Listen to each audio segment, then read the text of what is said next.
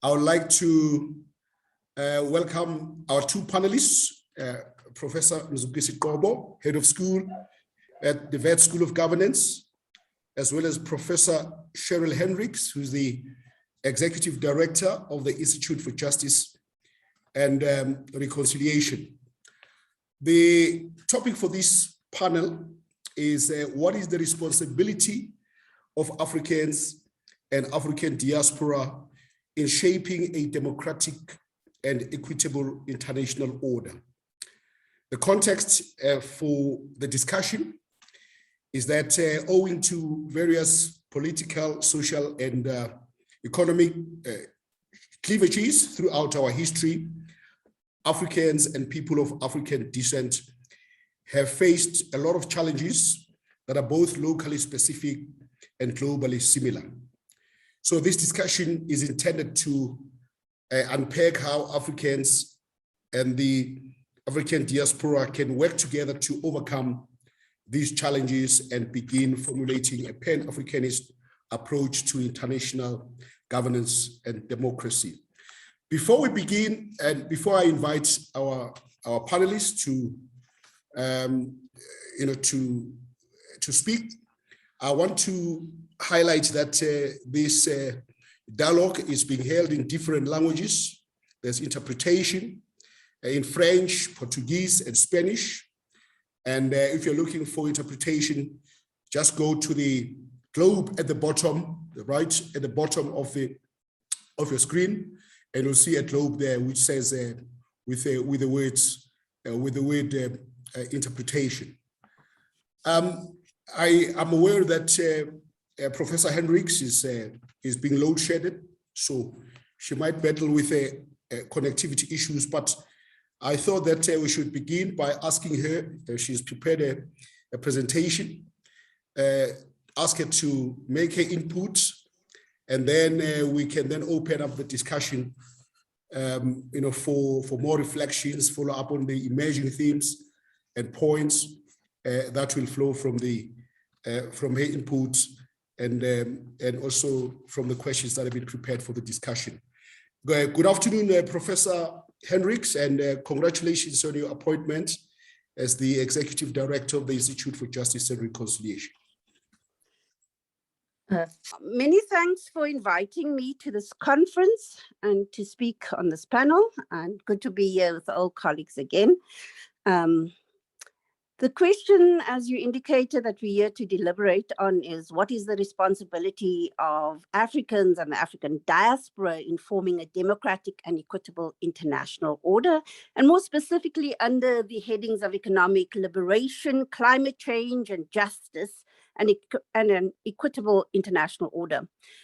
I think that Africans have, since the onset of colonialism, fought for freedom from its shackles, for political and economic liberation, for justice, for equality, for recognition, and for the restoration of human dignity. A fight against inequality and racism, imperialism, and our dehumanization.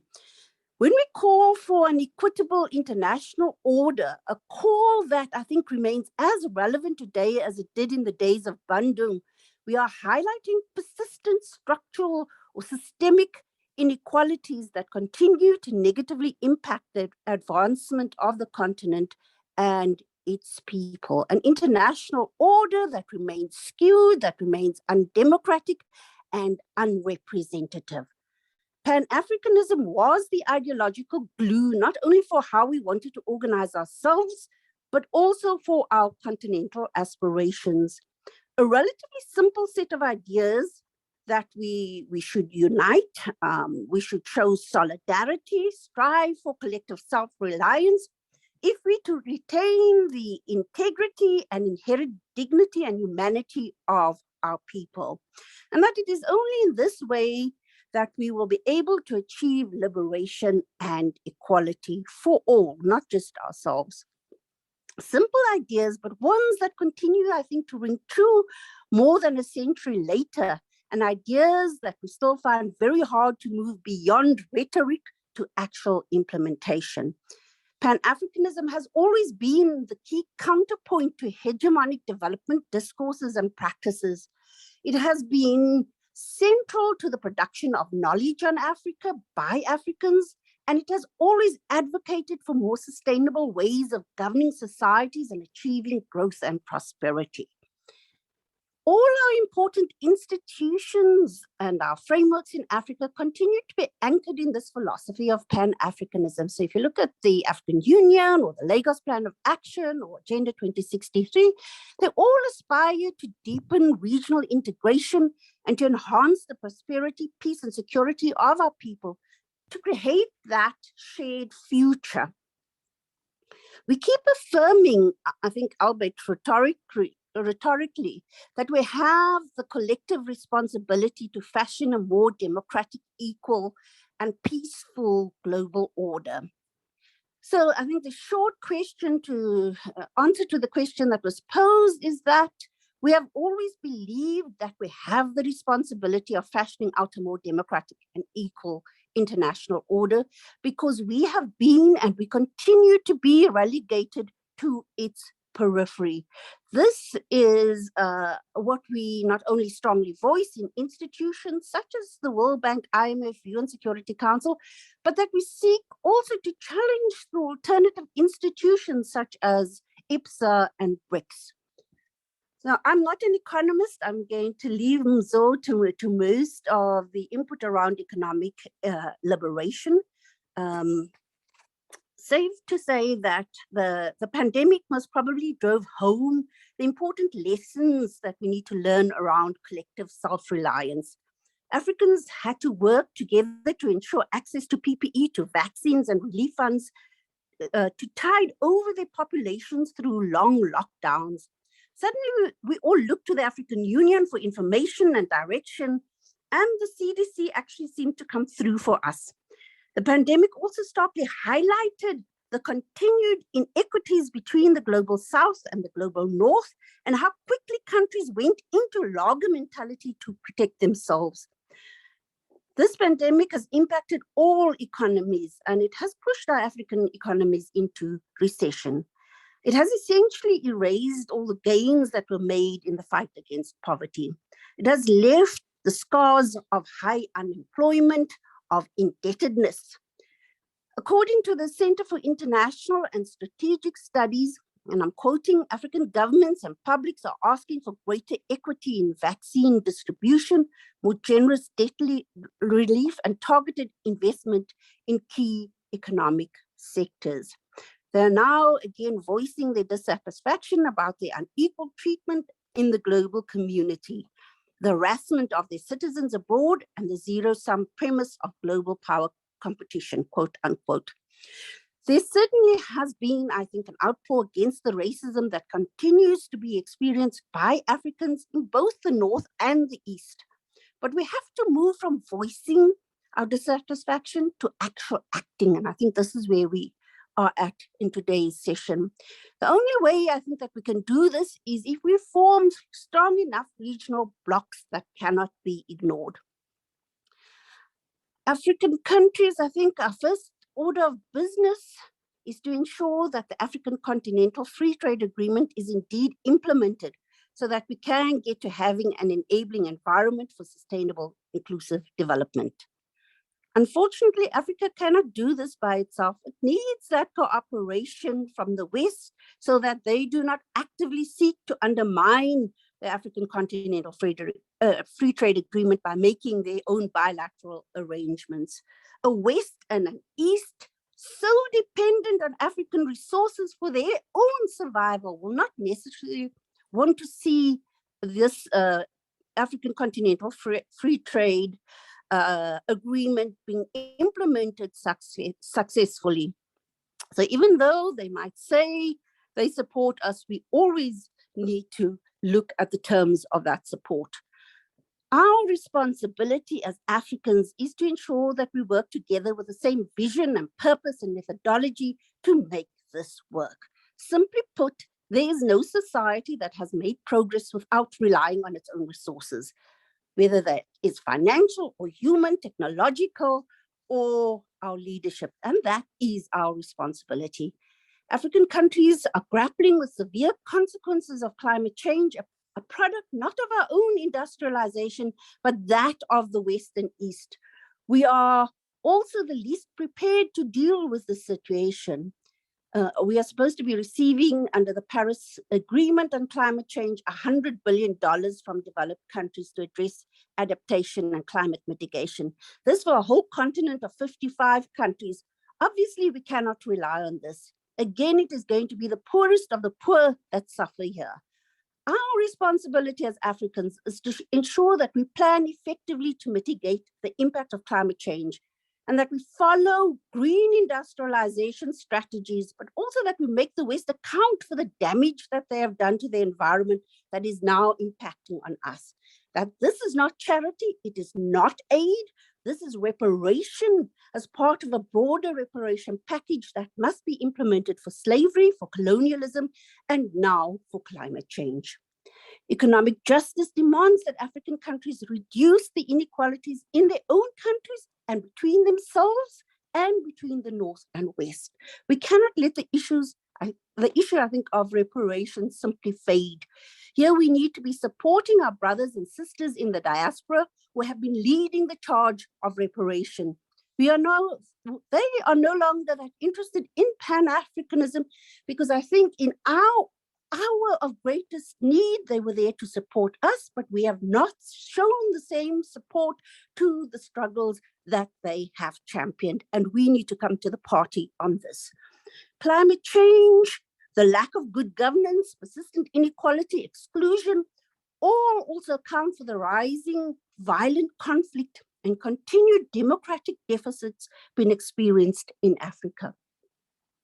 Climate change is at the heart of many of our local conflicts. Conflicts about land, conflicts about water, typically referred to as farmer and herder conflicts. We are struggling to silence the guns in conflict zones. If you look at the Sahel, Lake Chad Basin, Horn of Africa, Eastern Congo, Northern Mozambique, all in experiencing to various degrees conflict challenges. Many of our militaries cannot cope, and so we are being supported by outside missions here. Sudan, as we are speaking right now, in 2019, we were celebrating its liberation. Now we are watching a coup unfold. Coups and attempted coups in Mali, in Guinea, in Central African Republic, Zimbabwe, Chad, it's showing that the coup trend is definitely back. A rise in violent extremism coming way down south as far as Mozambique now, as well as the changing constitutions to stay long in power and a growing number of hybrid democracies. This is a sure indication that our democracies are ill and that our peace and security measures that we have been instituting over the last 2 decades have not been sustainable. We cannot have economic liberation, democracy, or equality, or even project our voice in the global arena under these conditions. So I think it is our responsibility to address these issues because they are largely of our own making. We cannot simply draft plan after plan, agenda after agenda, and not implement the necessary. We have an over-reliance on donor money and outside intervention to pay for peace and security on our continent. African solutions to African problems, local ownership, they become mere words when we do not put our resources behind this. Peace and security is first and foremost our responsibility. The very basis from which we not only enable growth and prosperity in our own societies, but from which we seek to transform that international order, then depends on this. It is our responsibility to develop a new peace agenda on this continent, one centered on human security, and to have that agenda be the one that drives the transformation of an equitable international order, one in which we transform our global governance institutions so that there is not only equitable representation, but so that they are accountable to ensure the needs of all and that they address our growing inequalities. But sadly, we know in Africa that instead of seeing this, we are witnessing a renewed scramble for Africa and its resources. And we as African leadership are complicit in enabling this. And we think short-term about our self-interest and not about the collective well-being of this continent. And so in the midst of finding great wealth generating natural resource deposits in many of our countries. We are seeing increased poverty in precisely those areas where our wealth is located, and a number of foreign countries then coming in to exploit those resources once again. This is not the way we want to integrate into the international order, because it keeps us in very similar situation to that of the colonial and post-colonial eras. One of dependence, one of underdevelopment, one in which we cannot direct the development of our own continent. I think key then for us is to ensure that we have peace and security, democratization, infrastructure development, and a political leadership willing to create the conducive conditions for stability, certainty, transparency, accountability, etc. So by way of conclusion then, it is our responsibility to think through a Pan-Africanism for the 21st century. How can we employ it? How can we rethink it? How can we reinvigorate it so that it assists with answering some of the major questions which we continue to grapple with on this continent, i.e. how to create a more equitable and anti-racist and anti-imperialist international order. We all know that Pan-Africanism has now become state-led in institutions such as the African Union, with leaders in the vanguard that do not care much about its ideals. It has moved from being a people-driven movement to one that got caught up in the bureaucracies that we ourselves set up. And unfortunately, those we put in charge to lead the Pan-African agenda kill that agenda themselves. And we, as Africans and those in the African diaspora, need to reclaim that agenda. We need to develop groundbreaking ideas, policies, and practices that will enable Africa to take a leading role in future global political and economic affairs. And institutions such as WITS, UNISA, IJR, etc. We should be at the forefront of this.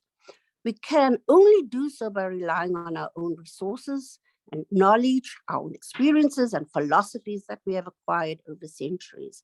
And so I think that the rise of Black Lives Matter movement, students calling for decolonization, large-scale protest movements, and yes, even violent extremism, which offers a different way of belonging, tells us that the need for doing this is now. It is our responsibility to change ourselves simultaneously as we seek to change that international order. So we must therefore consciously work towards a Pan-African network that includes the African diaspora to reclaim Pan-Africanism and reclaim Africa. Thank you very much. You started on a very spirited and dynamic fashion. A lot of issues and themes emerging out of your presentation. At this point, I would like to invite you, Professor Qobo, to do two things. Firstly, to respond to Professor Hendricks' presentation, if there are any additional points you want to make or any responses you want to make, do so, especially with respect to how the current liberal international order marginalizes the African continent. What do we mean by that? You need to be very clear about and specific about those concepts. Secondly, there's a lot of cynics.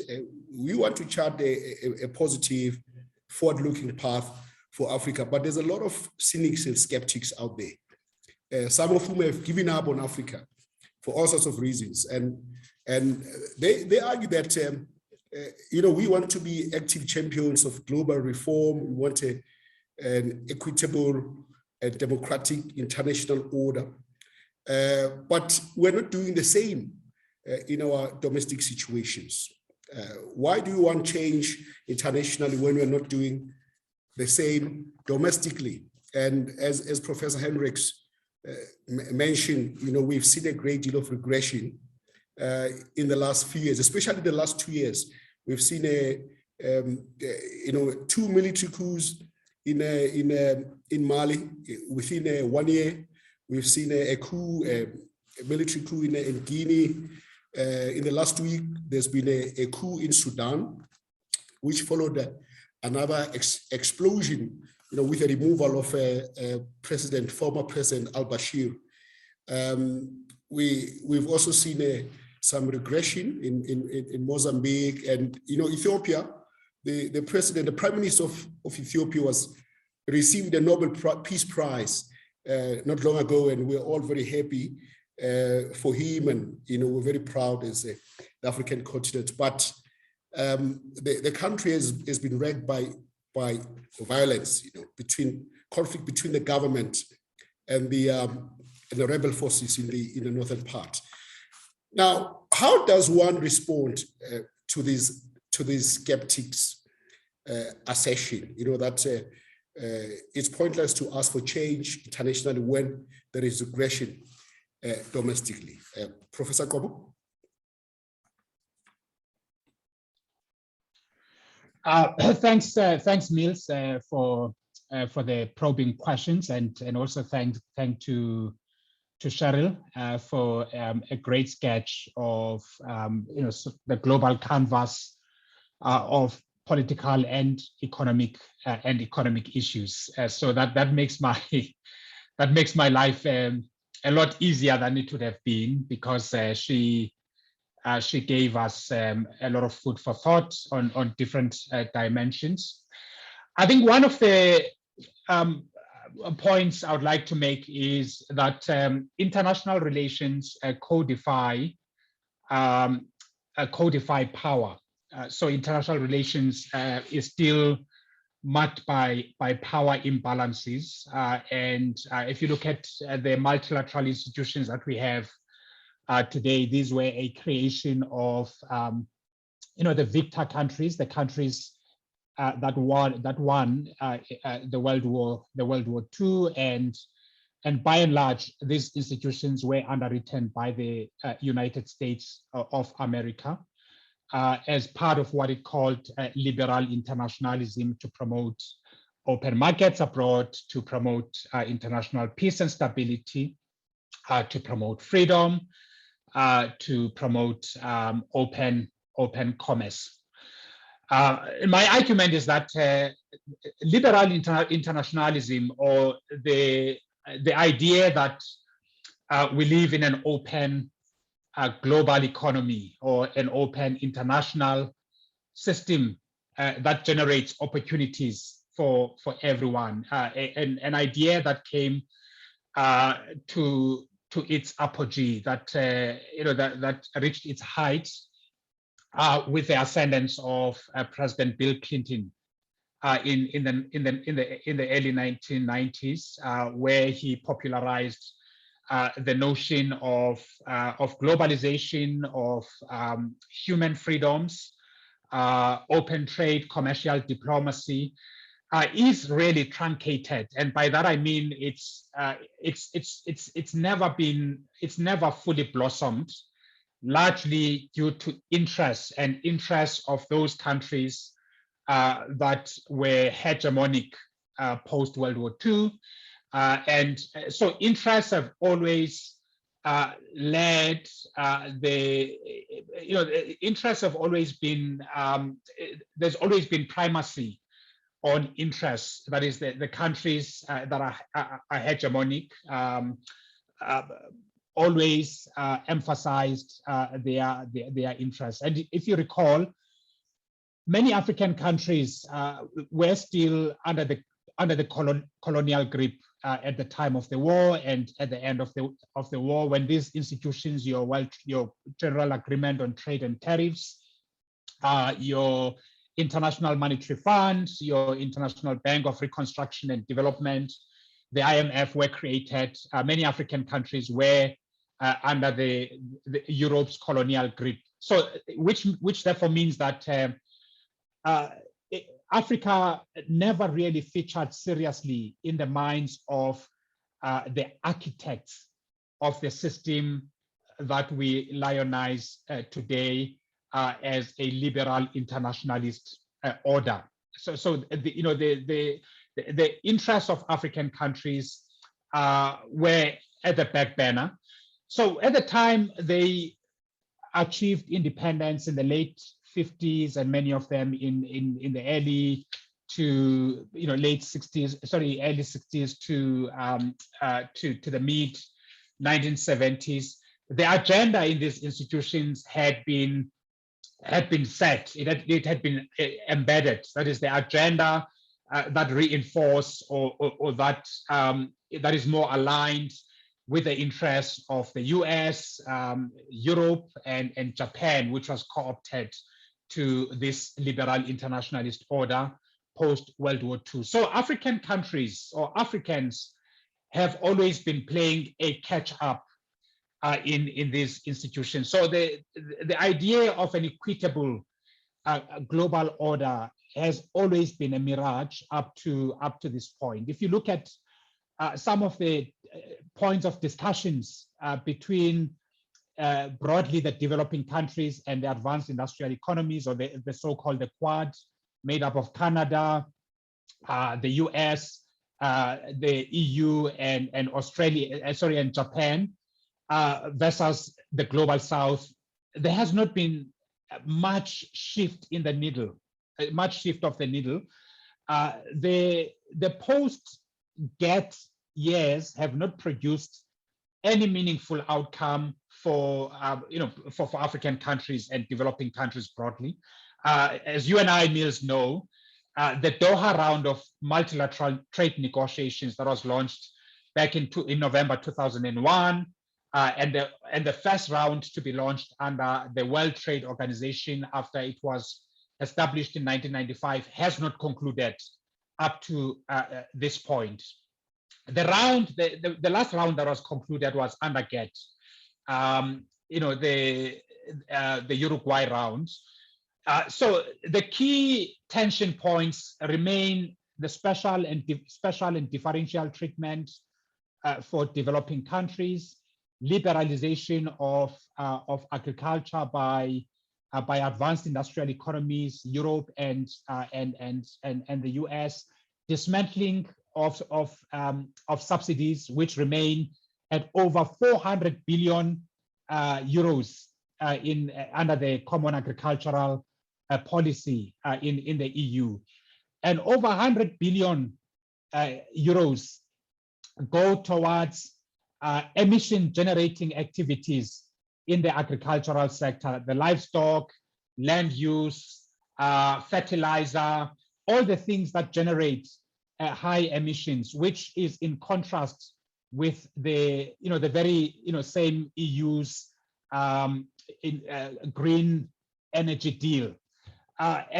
So if you look at the structure of international economic engagements, the African countries or Africa is still at the bottom of the global economic hierarchy. Now, I just want to back that. Okay, let me interrupt you, Professor Gobo, just to note that we have quite a bit of ground to cover, and there's a request. Remember, this event is being interpreted for other languages, so there's a request that speakers need to speak slower. Okay. Yeah, I think we've covered that theme. It's very clear. I just wanted you to respond to this issue about democratization very, very briefly in Africa. Yeah. And then we can then move on to the, looking forward. So if we're saying, and I'll bring Professor Hendricks after that, if we're saying then we need to reform the international order, there's so many issues and problems that characterize that define the international order. There are many, many problems. So we've got to be very clear about what are the core issues that are of interest to African countries that we need to prioritize and focus on. So I will ask you and Professor Hendricks to look at that. She's identified very strongly climate change as one of the issues, but there might be other issues which you want to reflect on. So very briefly, how do we respond to the criticisms that we want democracy internationally, but we are not practicing democracy and equitable practices locally? And then let's move on to Professor Hendricks, who can expand on what are the other key issues that we should be focusing on in reforming the international order. But keep it very brief. Yeah, I mean, on the international front, I mean, the issues that confront or African countries would be interested in. I've already mentioned one, which is international trade. There are multiple others. I'm not going to go into detail on them, but one of them is finance and debt forgiveness, which is again linked to climate change. That if the advanced industrial economies don't forgive Africa's debts, the fiscal room for maneuver for African countries would remain very limited to undertake adaptation and mitigation strategies. Now, the biggest challenge for me is that international, the Western countries have made many of these promises, from finance for development in Monterey to Glen Eagles, to Doha before that. And now, in the context of climate change in France, that there would be climate finance, it's paltry, it won't serve the purpose. African countries on this question of skeptics, I think skeptics have a point, because if we are to make inroads internationally, we've got to develop our own agency as Africans. And that agency consists of one, democratization. You've mentioned these conflicts or these conflict points, Mills. Even with these conflict points, by the way, the African continent has made important strides in the last 2 decades, because there was a time when you hear of a coup, it was normal. Now we get shocked and we raise an alarm. It's a slow progress, and it's certainly not where we should be. Secondly, is to reform institutions, that is to build inclusive institutions. This is not just a preoccupation of Western scholars such as your Acemoglu and Robinson, but also, Ali Mazrui has written on this. Ngozi Iweala has written on how important institutions are in shaping the pathway for prosperity in the African continent. And then finally, a final point is that if as Africans we continue to elect and tolerate leaders that are not interested in consolidating democracy and that don't have a multi-generational vision, we will move around the circle. So Pan-Africanism will remain a mirage rather than a reality. So we have to have all those critical pillars of agency in place for us as Africans to move forward and for us to be able to challenge the global power structures. Right. Of course, you're correct when you say that there's been a great deal of progress in Africa over the past few decades. I grew up in the 70s, 1980s, what was described as the lost decade, where there was a predominance of military coups, there was famine in Ethiopia, there were zero growth rates in some countries, there was violence, both intra-conflict between countries, as well as inter-conflict. So there's been a great deal of progress, but I think we also need to accept that there's been regression, as we've indicated. What concerns a lot of people is that, we've had a few military coups and the EU has been very silent, has said very little about those. So that's what concerns people. I think there needs to be more decisiveness in terms of dealing with those incidents. Professor Hendricks, you like to elaborate on that and also perhaps start talking about how Africans and people of African descent can work together in a unified way and fashion common solutions to problems. You did refer to this, but if you could expand on that. You've done a lot of work on the continent. Perhaps you can also speak about the role of the African Union. Do you think the African Union is doing enough to facilitate a Pan-Africanist approach in terms of dealing with these problems? And what is the role, for instance, of countries, the big countries on the continent like South Africa, Egypt, Algeria, Nigeria, what role do they have to play in also promoting that unified approach on the part of Africans and people of African descent in terms of addressing these problems? I know that's a lot to cover, but if you can give us your thoughts on that. Let me see if I can give a few thoughts on a number of issues being raised. Firstly, I agree that we have made a lot of progress on the continent. Progress primarily in terms of setting up the structures that we need, the architectures that we keep speaking about, and including the policies and implementation mechanisms to go with that. But the actual implementation of those policies have been a bit challenging for us. I want to agree that we cannot be at the forefront of championing reform at the international order when we ourselves cannot adhere to democratic principles, when we are not accountable, when we are still dealing with problems of marginalization, exclusion, instability, etc. ourselves. We have to lead by example, I guess, is what I am saying. And yes, there are a number of military coups that are taking place. That is very disconcerting at the moment. And not only is Europe silent, but we are also being way too silent in a trend that we have seen coming forward, one by these term limits that have been changing over the last decade or so. And so we're moving right back towards authoritarianism.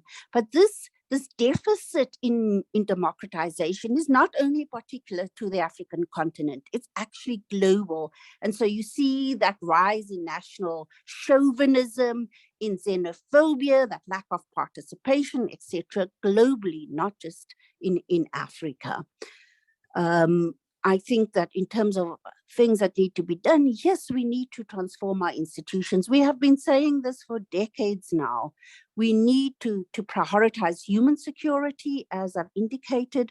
We need to be looking at all of these conditionalities that are still implemented across our continent. We need to look at debt relief. Countries are highly indebted.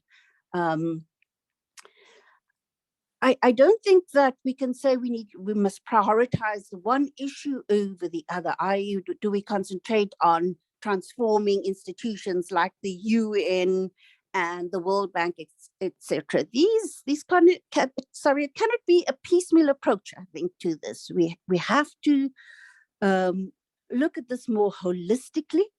And moreover, I think that once we are in there, we need to know what it is we want to do with having acquired that particular access as well. It's not enough to knock on the door to simply say we want to be included, greater representation, etc. What is the strategy to bring about a more equitable international order for all?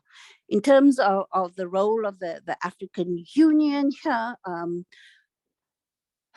look, we have been shouting African solutions for African problems since 2002, I think. We in that period, we certainly had our bigger countries. I'm thinking about South Africa, I'm thinking about Senegal and Nigeria, working together to project the African voice into the global arena. That is not necessarily being done at the moment. But I think that our approach shouldn't be one of simply relying on big countries as if we have a homogeneous idea of what it is that needs to be done between the 5 big powers, etc. That strategy may have worked at a particular time when people shared values and principles, etc. It may not necessarily be the best strategy now. We have to see how we bring state and civil society together to project the African voice, but we have to agree on what that voice should be echoing in the first place.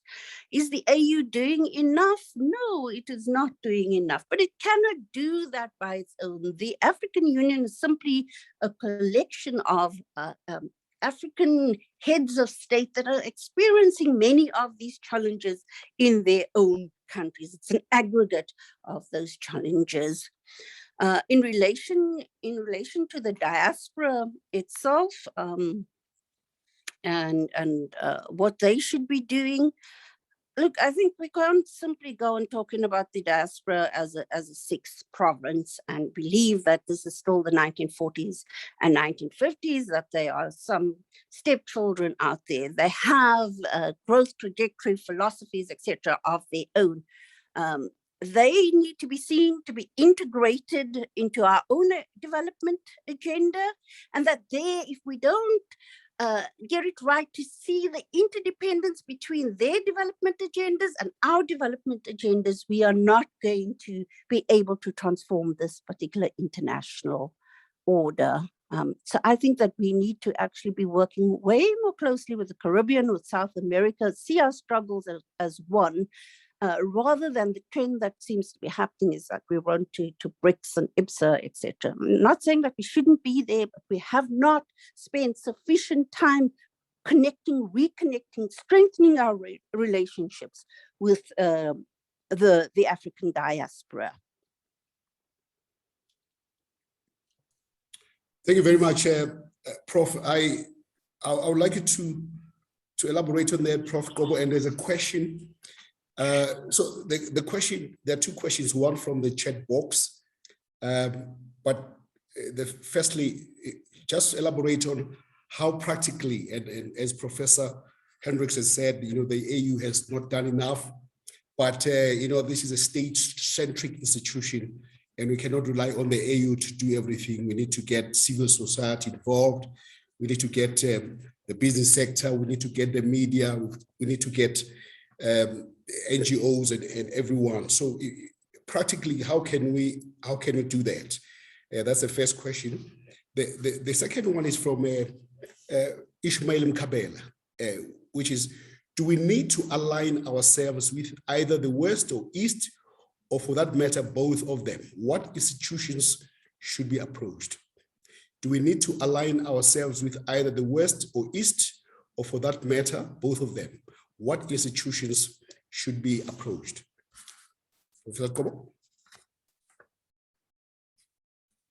Thanks, Mills. Let me start with the AU question. It's an age-old question about African institutions, not just the AU, but also you go to the regional economic communities, the RECs, your SADC, your ECOWAS, your EAC, etc.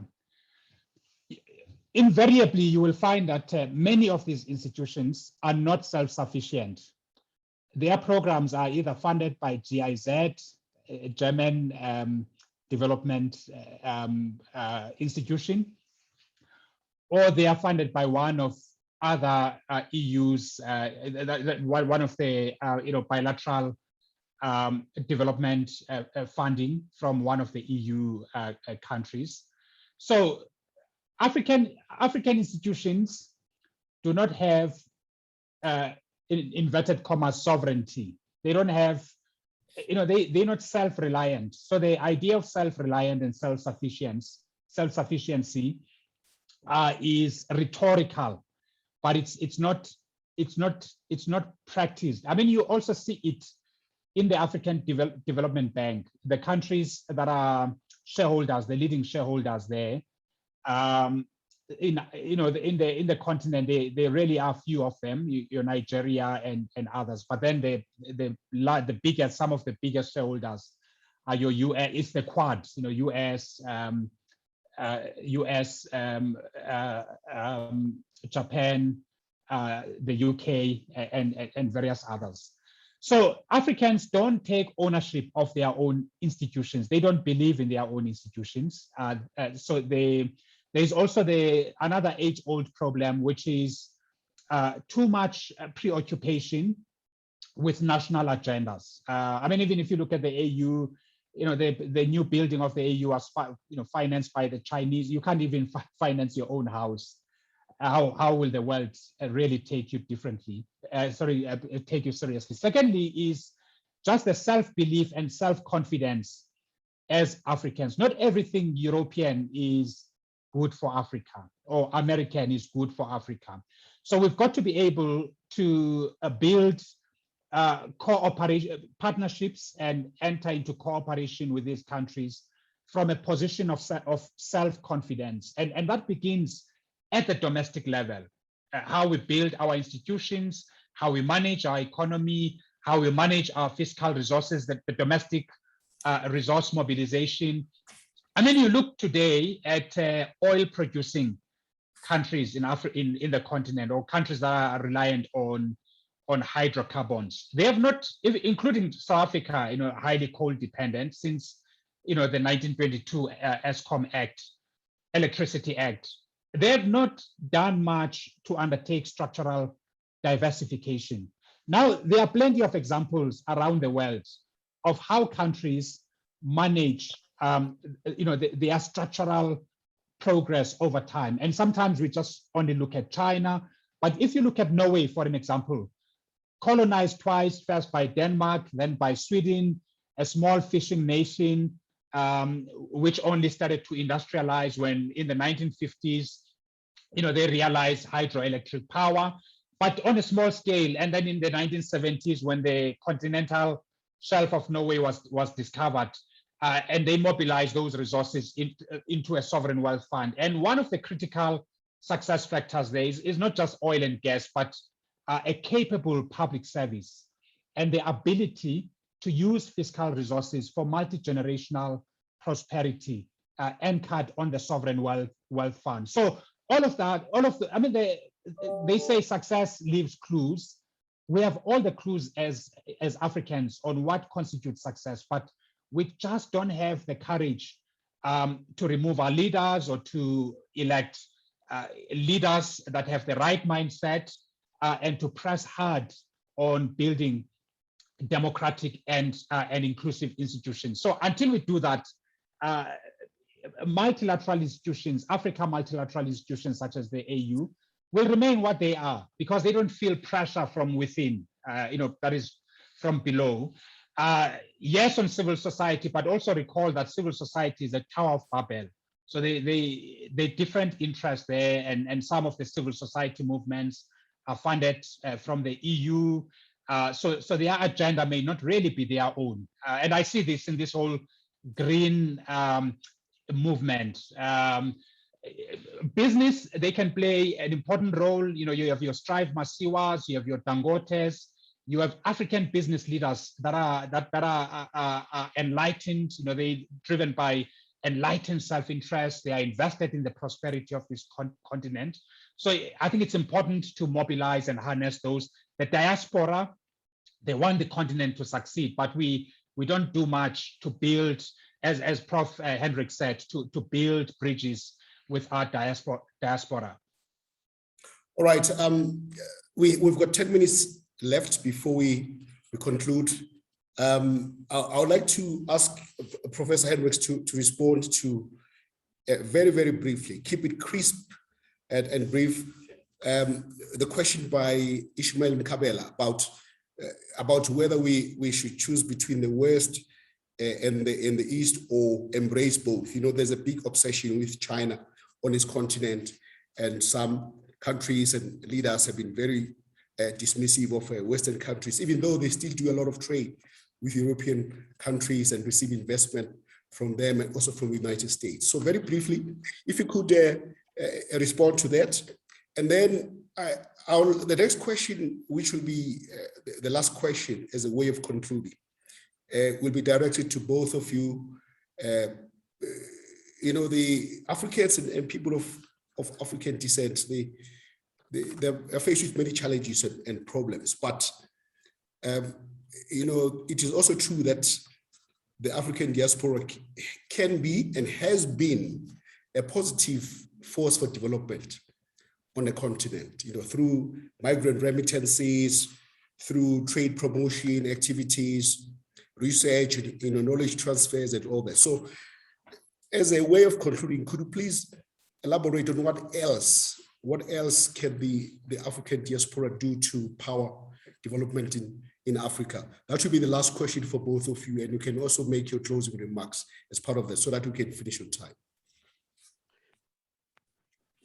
Thank you. I don't think we should be choosing between an East and a West. I think we need to be setting our own agenda, what it is that we want to be achieving, and whoever comes on board to support that particular agenda is who we go with. There's not the East is right and innocent and all of that. They're both, East and West, have their own agendas.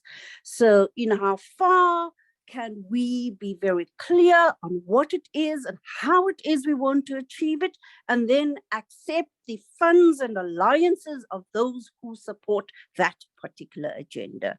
And we need to be very clear on that. I just wanted to also just touch on that civil society, state, etc. issue and how we can do it. We have platforms available. We're speaking here at a conference that I think is looking at also the various Pan-African congresses. Yet when Pan-Africanists want to get together to host such a congress, they can't find any support. Not in funding, not in people who want to go there, etc. We have to get our own house in order and support the kinds of structures and platforms that we have set up for ourselves. And it's not okay to simply say, no, but civil society, they're also fractured, they're also sponsored by all donors, etc. Both our states and civil society are being funded by donors, and this is not a good or a bad thing necessarily. It is that, again, if we allow them to dictate what it is we are doing, then the challenge is there. But I see a different challenge. I see states and I see NGOs and community-based organizations competing with each other in order to get access to donor funding. And that is where the challenge is coming from in our particular societies. I think I began to speak a little bit about the diaspora and how we should really be thinking about the ways in which we reconnect. And what I think would be useful for the diaspora is not necessarily just remittances, etc. They are constituencies in Western countries, in the States, in various European countries, etc. And they can also influence policies and influence direction in those particular countries. But we need to be also in communication to say what it is that they need to be directing. So it's not just about come and you give us funds, etc. It is really a meeting of the minds of how we are going to strategize together in order for both the African diaspora and Africans to change our own conditions and to create this equitable international order that we say we want to. Right. Professor Qobo, you have 3 minutes before we conclude. Please keep it short as possible. This is I'll try. I'm timing myself. A big topic. No, great question, Mills. Cheryl is right. We should look beyond just remittances.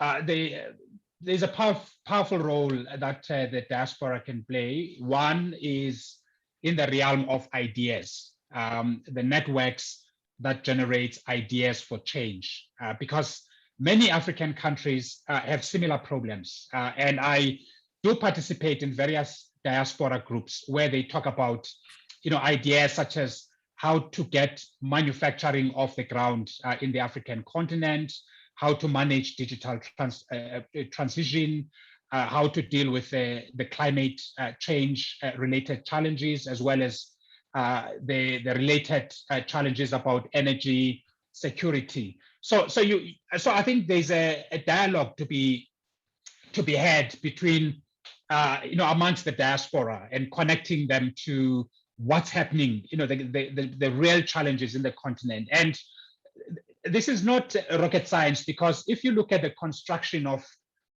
patterns of accumulation in South Africa in particular, back in the 1900s, especially in the first decade to the second decade with Anglo, there was a very strong transnational race elite that involved not just Anglo, but also the Rothschilds, the JP Morgan, and other financing interests in Europe. And what united them is that they were of a white race, and they built a body of ideas about how South Africa and other African countries should be configured.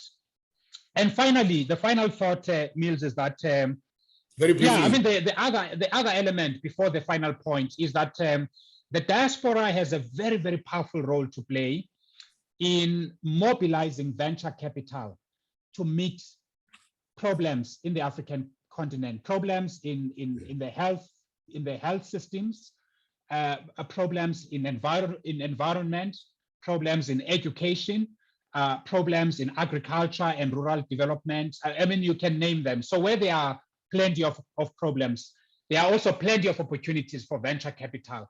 And some of these concrete strategies are detailed out in a book by Sangu Del, who comes from Ghana, Harvard educated, and undertook field research in 18 African, sorry, I think in about 17 African countries, to look at how venture capital, mobilizing finance from the North to the African continent can really change lives.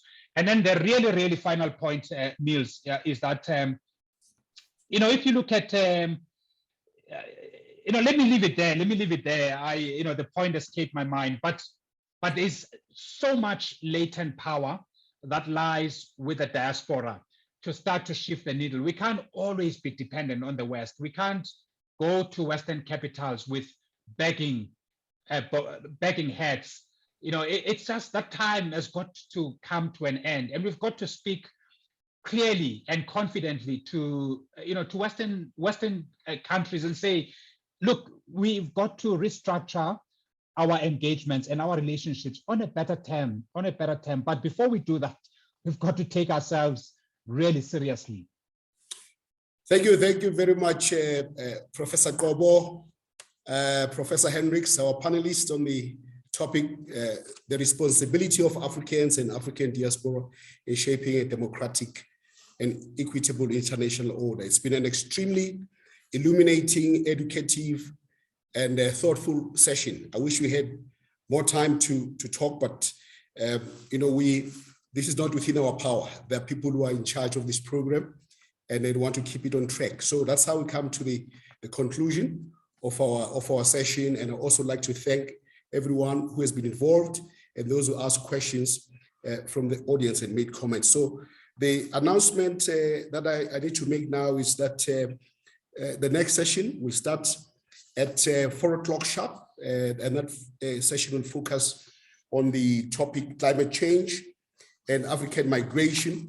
There will be a break from now until 4 o'clock. So it's a short break between now and 4 o'clock. And then